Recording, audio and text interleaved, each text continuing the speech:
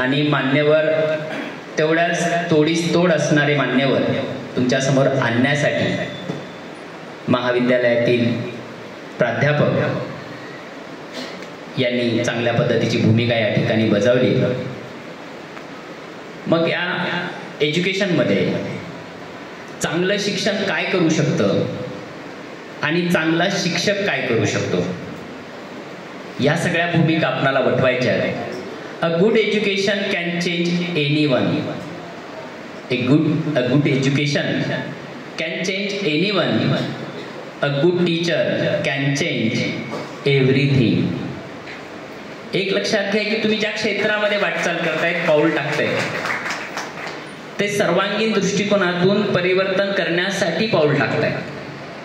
चौफेर विद्यार्थ्याचं व्यक्तिमत्व बनवण्यासाठी त्या ठिकाणी पाऊल टाकताय।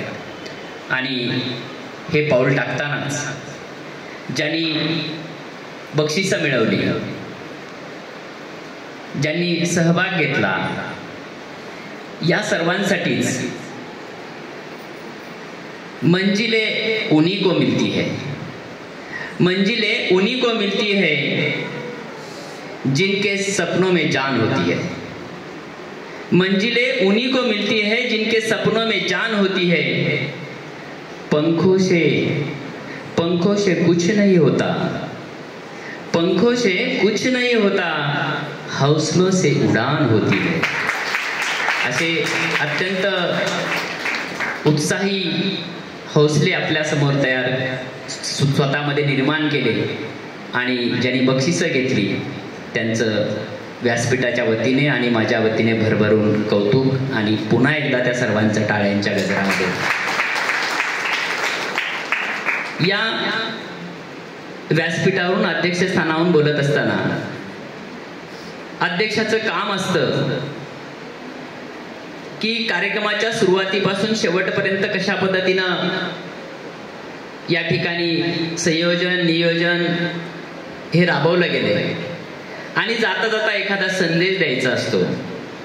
हे का सांगतोय, तुम्ही सगळे भविष्यातले टीचर्स आहात, आयडियल टीचर्स म्हणून तुम्ही वाटचाल करणार आहात आणि हे करत असताना अध्यक्षांनी काय करावं लागतं, पाहुण्यांनी काय करावं लागतं, सूत्रसंचालन करणाऱ्यांनी काय करावं लागतं, प्रास्ताविक अगोदर घ्यायचं की परिचय अगोदर घ्यायचा, या सगळ्या गोष्टीचा या ठिकाणी सगळ्या गोष्टी करणं गरजेचं असतं।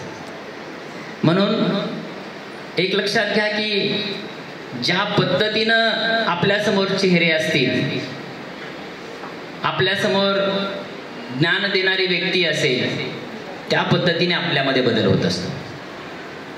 म्हणजे आपण म्हणतो की शिक्षण ही निरंतर चालणारी प्रक्रिया आहे आणि विद्यार्थी हा अनुकरण प्रिय आहे। म्हणून शिक्षकाच्या तोंडावर 12 वाजलेले कधीच नसावेत। कितीही प्रसंग कठीण असला, कितीही प्रसंग दुःखाचा असेल, 12 वाजायचेच नाही कधी। 12 वाजणे म्हणजे खऱ्या खऱ्या आकड्याच्या 12 नाही। कोणताही प्रसंग तुमच्या समोर आला तरी त्याला हसऱ्या चेहऱ्यानं सामोरे जायला पाहिजे।